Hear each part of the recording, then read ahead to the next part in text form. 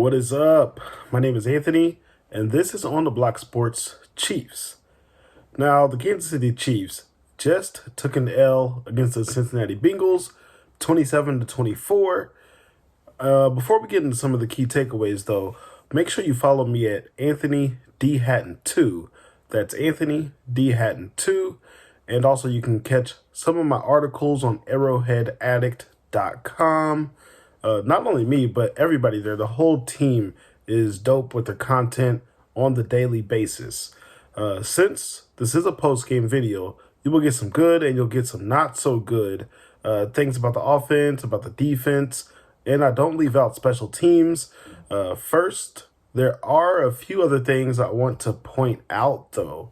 The big talk was all about Justin Reed, Jamar Chase, T. Higgins, Hayden Hurst, and so forth. Justin Reed, you caused the headlines. Where you at, my dog? Where you at? You had 4 tackles total, no pass breakups, no forced fumbles, no interceptions. I don't remember seeing you making any big plays. I was definitely expecting, my eyes were all on you, Justin Reed. I thought you were going to make some more plays. Something else to note, the Kansas City Chiefs, their November and December streak ends. They no longer have 26 straight wins, which is remarkable to think about. Like, that's crazy. They won 26 straight in the months of November and December. Another thing I do want to mention here, the experience for the young DBs and the young cornerbacks specifically. Joshua Williams, Trent McDuffie, both of them gave up some plays, but I thought they were in position. They did a good job on Jamar Chase for the most part. He, of course, had his grabs, and he does a great job at – he's an expert at pushing off. Let's just say it like that. Trent McDuffie was there. Joshua Williams did a good job on Higgins for the most part. He was there. He did let up a huge play, but I was impressed, and I think that the only way you're going to get better is by actually going against the best. Another thing I do want to mention here that before we go ahead and get into more, pressure came often from the edge rushers. The Kansas City Chiefs, this has been a consistent thing all season long. Andrew Wiley and Orlando Brown Jr. have both let most of the pressures come on their quarterback. Patrick Mahomes, he's a good job. He does a good job, rather, at maneuvering the pocket and staying mobile. If there was any other quarterback besides for him, the Chiefs would probably lead the league in sacks. I'm pretty sure of it. And I do want to say here, there was 8 quarterback hits. Only one of those came from an interior defensive lineman. They were all like linebackers and defensive ends. So that brings us into the good that I want to go ahead and point out about the Chiefs offense. The interior offensive lineman did a really good job against the Bengals. Nick Allegretti filled in admirably once again for Joe Thuney, and Creed Humphrey, Trey Smith, they all did a really good job at getting out in space whenever passes were being made to the wide receivers, to the running backs, to the tight ends. I think they did a really good job. The only time you really heard their name was whenever there was an eligible man downfield. That was one play whenever multiple flags were thrown. So that is the one thing I do want to mention about the interior offensive line. Another thing, Isaiah Pacheco, Jerick McKinnon, what a good complementary combination those two are for each other. Isaiah Pacheco, let's see what his stats are. He had 14 carries for 66 yards, which is good for a 4.7 yards per carry average. And he had a really good rushing touchdown on 3rd and 4. I thought that was something that you don't see the Chiefs do often, but he looks to be that guy where they will hand the ball off to him in situations where they previously would not have done. Jerick McKinnon, 8 carries for 51 yards. His yard per carry average was great as well. He had 1 reception touchdown. Both running backs caught both of their targets.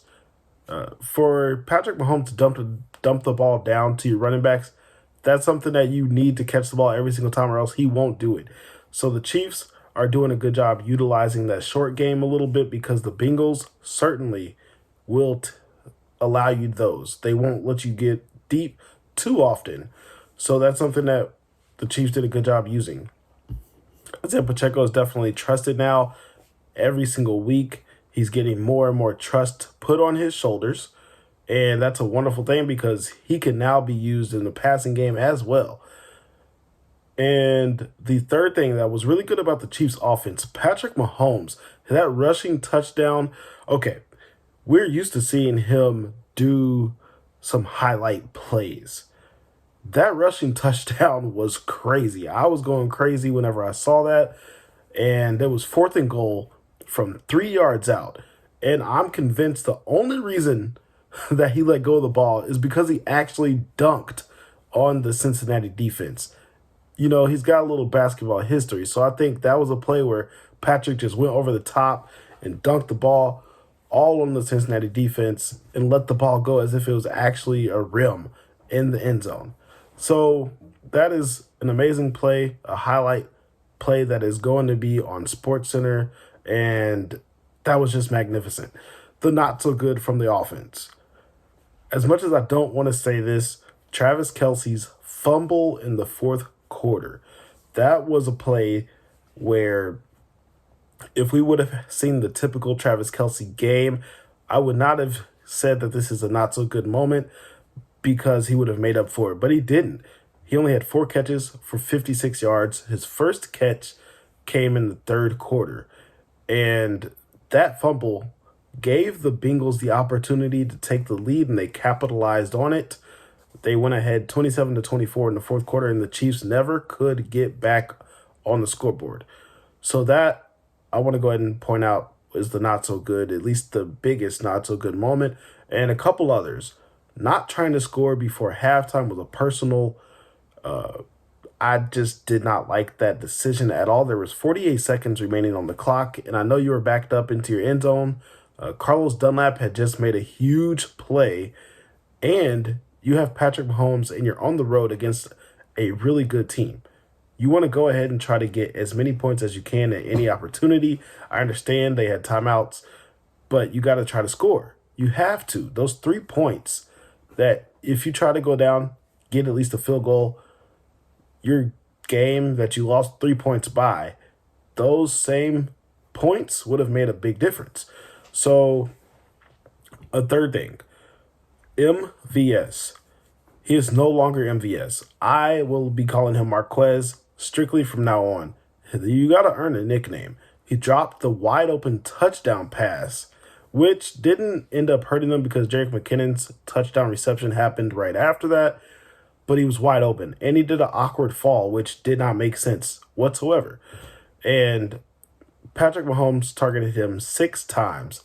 He only caught 2 of those. Yes, it was for 71 yards, which led the team, but you got to catch more than 2 passes whenever you're targeted 6 times, and that is a trend that has happened all season. So that is something that I think whenever you're 6'4", you have to do a much better job at fighting for the ball. You have to do a good job at least high pointing the passes. Use your height for good. Like, you're just letting all the passes come to your chest and to your shoulder pads. That is something that we just have seen too many times this season. Any other wide receiver on the roster, Sky Moore, Justin Watson, any of those wide receivers could do exactly what he is doing. And I don't really know why that is an issue. For example, you can't do back shoulder throws to MVS because he won't fight for the ball. He doesn't have the feel for it. It just seems like, even though he's 6'4", there's a reason why they only throw those to Travis Kelce and to Juju Smith-Schuster. So that's my offensive takes. But let's go ahead and move over to the defense. It was hard to choose 3 takeaways that were good from the defense, but my first one, I did mention already. I'm going to go ahead and bring it up again. Carlos Dunlap's stop. It was huge on 4th and 1 in the red zone. That was a play where they tried to do a jet wide receiver screen. Carlos Dunlap was there. He ate it up right in the backfield, and low-key, he almost forced a fumble as well. That was something that was just a big play because No, nobody's seen that coming. I didn't know they were going to actually stop the Bengals offense on a 4th and 1 in the red zone. I thought that was going to be points on the board, but his play stopped that from happening. The second thing I do want to mention, once again, Chris Jones was dominant. This dude, he's getting double teamed. He actually made a lot of plays in the run defense, which when you think Chris Jones, it's all about sacks. He did not get a sack this game, so he probably won't get his recognition just because of the fact that linemen don't get the recognition unless they do something on the box score that stands out. But when you watch this game, he was really making a difference. He was blowing up the backfield, pushing around linemen. He was the only person on the defense that was actually doing a good job in run defense. Like everybody else was just not doing their part. So George Karlaftis was the third thing I do want to mention that was good from the defense. He kept popping out and flashing all over the screen. He only had 3 tackles, but Karlaftis did have a sack. He's the only sack on Joe Burrow. And every single week, you can just tell he's got pursuit. He's got good hustle. And he's going to at least make his presence felt in some way. It may not always be great for tackles or sacks, but he does a good job actually flashing and popping out on the TV screen. Now, the not so good from the defense, I tried to be selective. There were a lot of things I noted down whenever the game was happening. Just overall, the game plan was not good from start to finish. That is the first thing I do want to mention. Steve Spagnuolo, I expected better because he's done better. He's shown us this season that he can do better with his game plan. But in this one, you could tell the Bengals from the first drive, they moved the ball through the air and on the ground. They specifically did not target L'Jarius Sneed, which was a good game plan, and it worked because L'Jarius Sneed, I didn't see him making any plays, but the Bengals didn't make many plays on him either. That I don't remember one just off the top of my head. The Chiefs only forced 1 punt, so their defense needs to do a better job. They adjusted a little bit, but by the time the fourth quarter came around, they could not make a stop. Now, that is something that we need to see get better, especially if you see the Bengals down the road in the playoffs. Another thing that was not so good was that one quarterback hit, which I mentioned before also. That was George Karlaftis' sack. The Chiefs, you need to do a better job. That was my big thing going into this game. You need to get to Joe Burrow, make him uncomfortable. They didn't do that much at all. And he was mobile. That was something that they weren't ready for either. You could tell that they just really seemed like they wanted to play deep, guard the wide receivers, which they did a little bit. They were in position, but they didn't actually even stop the wide receivers either. So the third thing is that they did not stop the rushing defense. Perrine was the backup running back filling in for Joe Mixon, who is their starter out with a concussion. Perrine had 21 carries for 106 yards. That, of course, is a number that you don't want to just let the other team have. You don't want to let them have over 100 yards rushing with any player. But the thing that stood out more specifically is that his long was only 10 yards. That means he was hitting them up for 5 yards almost every single time he touched the ball. Chiefs just got ate up from start to finish on the ground by Perrine and not L'Jarius Sneed. He did a good job in run defense, but not enough because Joe Burrow also added in an additional 46 yards on 11 carries and a rushing touchdown himself. So the Chiefs allowed 152 rushing yards to a team that doesn't even average 100 yards on the ground throughout the season. So that is something that I feel like the Chiefs knew that they could just stop the running backs, and they didn't. They should have paid more attention to it because that's something that all the other teams are going to want to do. Everybody else is going to want to keep Patrick Mahomes and the Chiefs offense on the bench, which means they'll run the ball some. And Kansas City just seemed to forget about that in this game. Special teams, because I don't discriminate against special teams. Let's go ahead and give them some love here. The good. Isaiah Pacheco, he's doing a good job returning the ball. And other than his blunder a few weeks back, I think they want to take him off of special teams kickoff return, but nobody else I think can be as effective or even in the neighborhood. He had a long of 44 yards, and that is something that it is good to see because he has the speed, he has the burst. His vision is definitely improving. So that was the good, and the not so good, which to me is a little unfair. Harrison Butker, he missed the 55-yard field goal, and it hurt the Kansas City Chiefs a lot. But the thing that I really want to note here was that coaching. Yes, the field goal would have tied the game. There's 3 minutes and 24 seconds remaining on the clock. But I put this a lot on coaching because it seemed like he was rushed just to try to go up there, get the ball up, and try to get some points on the board to tie the game because there was only 3 minutes and 24 seconds left. And it was on 4th and 7. They probably could have went for it. Let's go ahead and get into some closing notes here. So we talked about offense, talked about defense, and special teams. Closing notes. Let's go ahead and see how Juju Smith-Schuster progresses throughout the week. He had missed a game due to a concussion a couple of weeks ago. This is something that he left but came back due to a head injury. I was a little bit concerned. I thought he was just going to be out immediately. I was immediately thinking, oh, snap, Juju's out again. Let's see how long he's going to be out. But he came back. Let's just see how the injury report looks for him throughout the week, though, because you're going to need him in the long run, especially something else. Cincinnati is the one team that Kansas City cannot seem to beat. The players make mistakes, yes, but to me, it seems like the coaching for the Chiefs are really doing a poor job, and that's in each side of the ball. Andy Reid rushing that 55-yard field goal attempt and not going for any points at the end of the first half were a little bit concerning. Spags not having an answer to get to Joe Burrow or making life harder for the wide receivers is another thing that each matchup against the Bengals has been a repeated offense. Every single matchup, 3 in a row. The wide receivers are doing a good job at making just about any catch that they want to, and Joe Burrow is not getting much pressure. And another coaching decision that made a little bit of its headway in this game that I really noticed was the Bengals defensive coordinator.